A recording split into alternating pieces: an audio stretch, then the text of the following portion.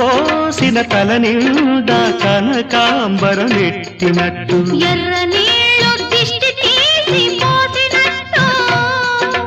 ఎర్ర నీళ్ళు దిష్టి తీసి పోసినట్టు కర్పూరం హారతి ఇచ్చినట్టు ఆకాశం ఎందుకో పచ్చబడ్డది